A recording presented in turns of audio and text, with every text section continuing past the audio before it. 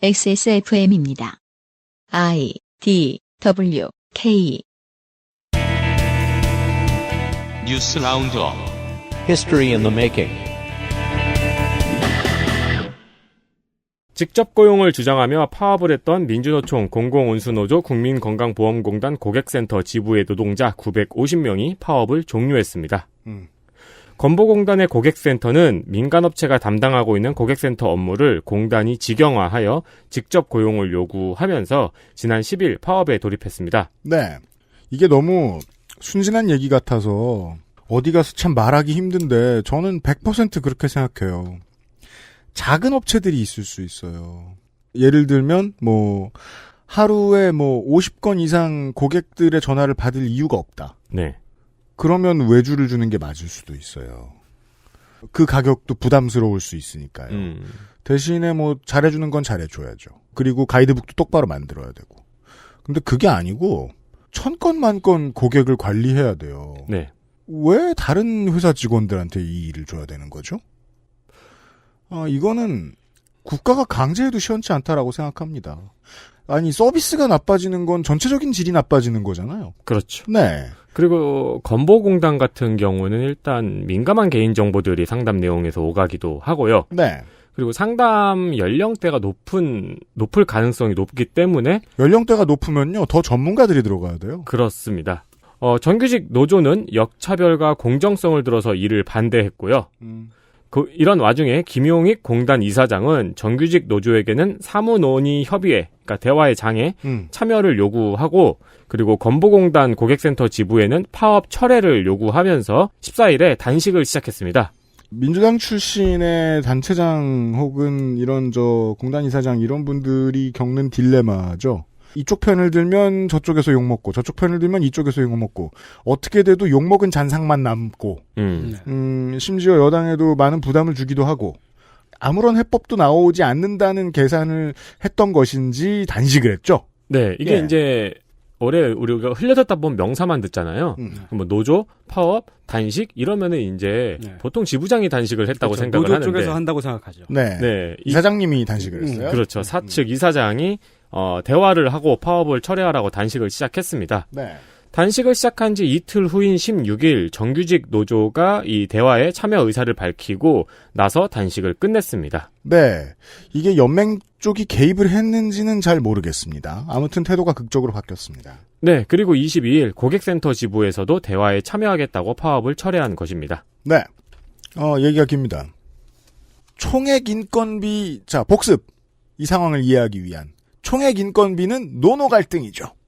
기재부와 연관된 모든 한국 사회 이야기하고 얽혀 있습니다. 여당과 기재부가 현재까지 다른 얘기 한번 돌아가 보죠. 재난지원금을 상위 15에서 30%에게 주지 않는 걸로 합의 가닥을 잡았죠. 비난 여론이입니다. 당연합니다. 전 세계 감염병 재난 상황에서 돈 있고 없고가 왜 지원하고 말고의 기준이 됩니까? 전쟁 나면 자기 돈으로 아이언맨 수트 살 사람은 안 지켜주나요? 당연한 건데도 이러는 건 여당이 기재부 눈치를 봐야 하기 때문인 걸로 보일 수밖에 없습니다. 여당 중진들 인터뷰하는 거 요즘 자세히 뜯어보거든요. 기재부에 대해 나쁜 말을 못합니다. 이유는 쉽게 눈치챌 수 있습니다. 감염병 관련해서 병원을 만들고 의료진을 채용하고 급여를 현실화시켜가지고 간호사 선생님들 이직률 낮추고 그러려면 돈이 필요합니다. 사병 월급 현실화가 완성이 돼가고 있는데 앞으로 더 제대로 주려면 돈이 필요합니다. 네. 소방공무원 국가직 전환이 됐죠. 급여도 올려야 되고 장비 업그레이드를 해야 됩니다. 돈이 필요합니다. 다른 어떤 선진국에 비해서도 경기 부양책을 안 쓴 나라인데 역설적으로 눈치를 터봐요.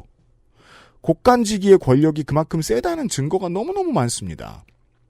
이번에 확 썼다가 다음번에 다른 중요한 사업에 돈 안 줄까봐 이러는 겁니다. 여기에 보수 언론과 경제지가 자기 역할을 합니다.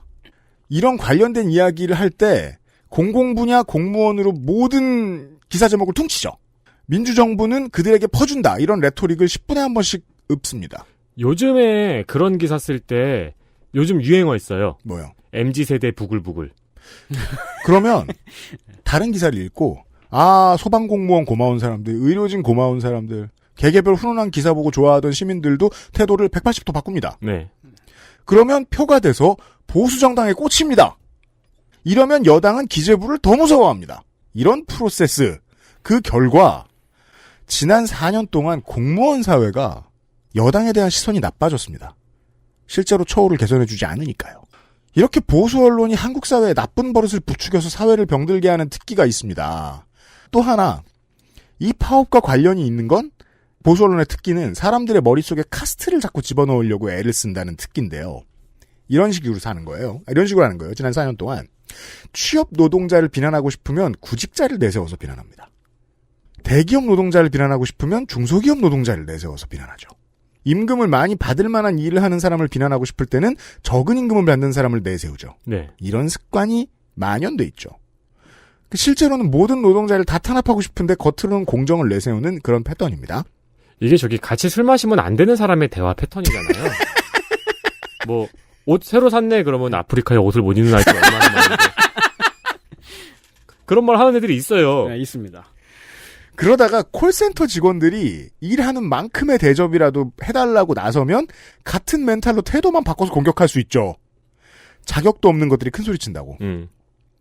여기에 호응하는 건보공단의 직원들이 있다면 그분들은 밖으로는 보수 언론의 계급 가르기에 익숙해진 분들일 거고 실제 삶에서는 기재부의 으름장 때문에 급여 상승이 제대로 되지 않으면서 입지가 불안한 사람들이겠죠. 자기보다 상황이 안 좋은 이웃이라도 찍어 눌러야 삶을 보장받을 수 있다. 이런 위기의식이 생길 수밖에 없다고 저는 생각합니다. 원래 나쁜 사람들이라고 생각하지 않습니다. 이 파업이 이렇게 한국의 사회상을 아주 상당 부분 설명할 수 있습니다. 그리고 또 하나 제가 이번 파업을 들여다보면서 기괴하다고 느꼈던 점이 있는데 외주가 되면서 건보공단 콜센터에 고용되지 않은 건보공단 콜센터 직원 네. 이분들이 하는 업무의 디테일을 제가 알아봤어요. 콜센터에 전화가 오면 민원인이 건보공단에서 일을 직접 처리할 수 없도록 만드는 게 콜센터 직원의 일입니다. 이상하죠? 예를 들어 건보 체납이 됐어요? 그래서 뭐 통장이 압류됐다 치죠? 그럼 풀어달라고 전화를 할 거 아니에요? 건보공단 콜센터에? 그러면 건보공단의 정규 직원이 이걸 알아보고 풀어줘야 민원인 문제가 해결될 거 아니에요? 근데 그 민원인의 업무가 건보공단으로 이관이 되면 콜센터 직원이 감점을 받는다는 거예요. 콜센터 직원이 받는 전화 중에 3% 이상을 건보공단으로 해결하라고 떠넘기면 안 된다고 건보공단이 통제한답니다. 그게 합법이라는 것도 이상하네요. 즉 97%는 그냥 돌려보내야 된다는 거예요. 민원인을. 네. 상담사의 일은 그럼 어떻게 됩니까? 공단이 책임지지 않게 만들고 민원인을 불편하게 만들면 유능한 상담사가 되죠. 이게 외주를 주면서 싼 값으로 책임감도 같이 털어버린 거거든요, 이게. 네. 이런 기괴한 방식으로 기재부가 정해준 돈에 꾸역꾸역 맞춰서 운영되는 공단이었던 겁니다. 정규직 노조는 이사장더러 네가 알아서 해라 할 것이 아니라 상위노조나 노총의 도움을 좀 받아가지고 공단 전체로 오는 임금을 늘리는 투쟁을 전개하는 게 원칙적으로 옳은데 거기까지 커질지는 잘 모르겠습니다. 그리고 제가 본 기사에는 그런 내용이 있더라고요. 전화를 5분 내에 끊어야 된대요. 네. 예, 5분이 넘어가면은 센터장이 같이 통화 내용을 들으면서 전화를 빨리 안 끊었다고 뭐라고 한다 그러더라고요. 네. 왜 그런 규칙이 있냐면은 사람이 적다는 거죠. 네. 인건비의 문제입니다. 네. 다음 보죠. 쿠팡 물류센터 화재 진압 도중 순직한 고 김동식 소방령의 연결식이 경기도청장으로 엄수되었습니다. 문재인 대통령은 조전을 보냈고 이재명 지사는 소방관들의 작업 환경 개선을 약속했습니다. 고 김동식 소방령에게는 4급 녹조 근정 훈장과 1계급 특진이 추서되었고 유해는 국립현충원에 안장되었습니다. 이 얘기에서 이상한 건 쿠팡의 반응이었습니다. 공식적으로 유가족들이 평생 걱정 없이 생활할 수 있도록 가능한 모든 지원을 하겠다라고 말하더라고요. 그런 워딩을 쓰더라고요. 네. 쿠팡 물류센터에서 일해본 청취자 여러분들 이 말이 어떻게 들리실지 모르겠습니다. 그런 후기 읽으신 적 있으신지 모르겠어요. 본인이 일을 안 해보셨다 그래도. 한 달만 일해도 평생 걱정할 질병이 생길 것 같은 작업 환경으로 악명이 높은 회사잖아요. 그런 회사가 말하기엔 좀 안 어울려요. 작업 환경 개선을 쿠팡도 얘기해야죠. 작년에 자기들 직원 집단 감염 됐을 때 이런 메시지 내보낸 적 없거든요. 이번 화재 때도 조사 시작하자마자 평상시에 오작동한다고 스프링클러 꺼놓은 거, 휴대폰 못 가지고 들어가게 해서 화재 신고 늦게 되게 한 거 다 걸렸습니다, 바로. 네. 거기에 더해서 단기직을 포함해서 모든 직원들이 희망하는 다른 쿠팡 사업장에서 일할 수 있도록 전환 배치 기회를 최대한 제공하겠다라는 메시지도 있었어요.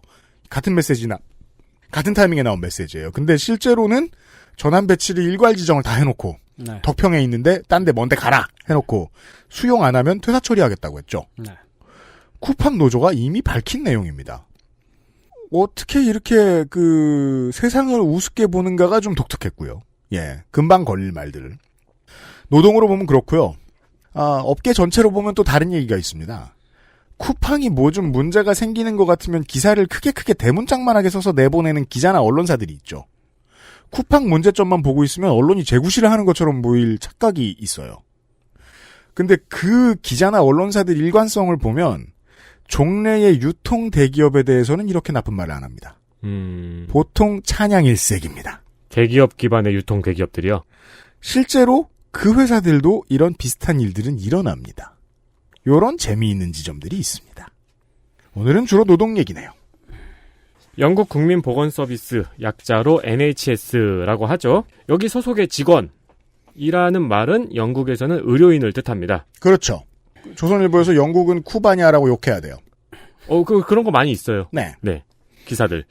코로나19 이후 300명 이상의 영국의 NHS 소속 직원이 극단적인 선택을 시도했다는 조사 결과가 나왔습니다. 의료진들이 이랬단 겁니다. 그렇습니다. 자살을 시도한 직원은 간호사가 226명이고요. 구급대원이 79명, 의과대학생이 17명입니다. 네. 28세의 한 간호사는 지난 15개월 동안 겨우 4주밖에 쉬지 못했으며 짧은 시간 동안 너무 많은 사람들의 고통과 죽음을 보았고 이 같은 환경이 정신건강에 엄청난 악영향을 끼쳤다고 말했습니다.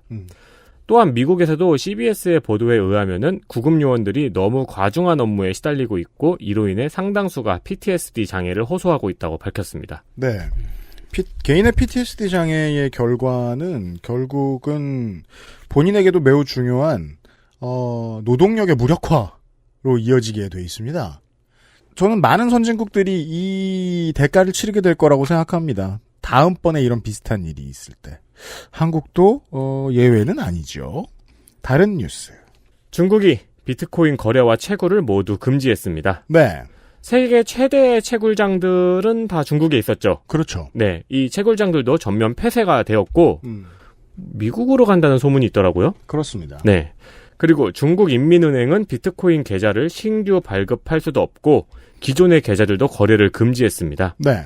중국의 비트코인 규제로 인해서 비트코인 가격은 현재 3만 달러 선으로 떨어졌습니다. 김치 프리미엄이 있어가지고 한국은 좀 늦게 떨어지고 있습니다. 당신이 그때 샀어야 해 할 때 바로 그 가격입니다. 한편 중국은 비트코인 규제와 함께 디지털 위안화, 그러니까 이제 국가 코인이죠. 네. 네, 공산 코인.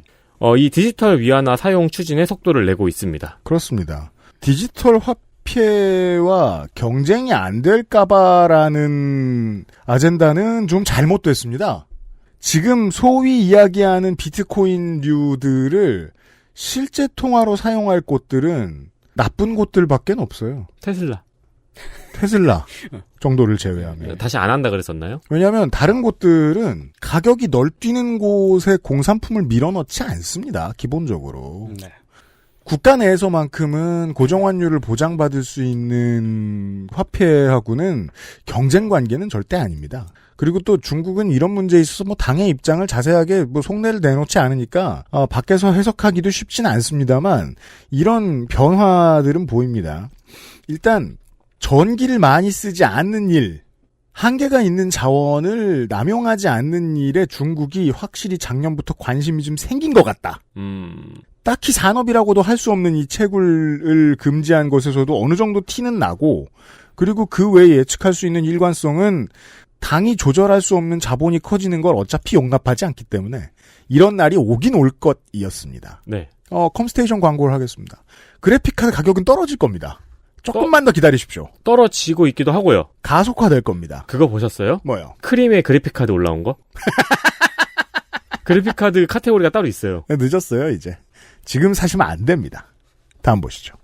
코로나19 유행 초기에 도널드 트럼프 미국 전 대통령이 해외에서 들어오는 코로나19 환자를 관타나무에 수용하자는 의견을 냈다고 워싱턴 포스트가 전했습니다. 네. 그냥 지난주에 제가 한 얘기를 못 믿으시는 분들이 있길래 극우는 번지수를 잘 찾아서 정치를 하는 사람들이 아닙니다. 사람들 가려운 곳을 긁어주면서 광장에서 부관참시 같은 거 하면서 효수 같은 거 하면서 정치를 행하는 사람들입니다. 네. 팬데믹에 잘 대처할 리가 없다고요. 이런 증거가 나와서 알려드리고요. 마지막은 이스라엘 소식입니다. 이스라엘에서 8개의 야당이 연정하고 연립정부를 구성함으로써 12년 만에 정권을 교체했습니다. 네. 8개의 야당은 극우, 중도, 극자, 아랍계 정당까지 한 군데에 묶여 있어서 무지개 연정이라고 불리기도 합니다. 그렇습니다. 이로써 역시 2009년부터 12년 동안 총리를 해먹었던 베냐민 네타나후 총리가 자리에서 물러났습니다. 그렇습니다. 근데 아직 기소 단계고 이스라엘 법상 이 사람은 사실 물러나지 않고 싶으면 물러나지 않을 방법도 있고요. 게다가 그냥 단편적으로 한국은 국제뉴스가 소비되기 때문에 중동 뉴스도 이 한 줄로만 읽으신 분들이 많을 것 같아요. 네타냐후가 물러났다. 근데 실제로 후임은 더 극우입니다. 이 사람은 이름을 잠깐 까먹었는데 대테러 부대 출신이에요. 우리나라로 하면은 707 부대 같은 곳 출신입니다. 표를 얻기 위해서 팔레스타인을 더 괴롭힐 사람이 일단 들어왔습니다. 그리고 그러지 않을 정당들과 합종 연행이 되어 있는데요. 불안한 건 마찬가지고 더 나쁜 일이 생길 가능성은 높아졌습니다. 오히려. 예.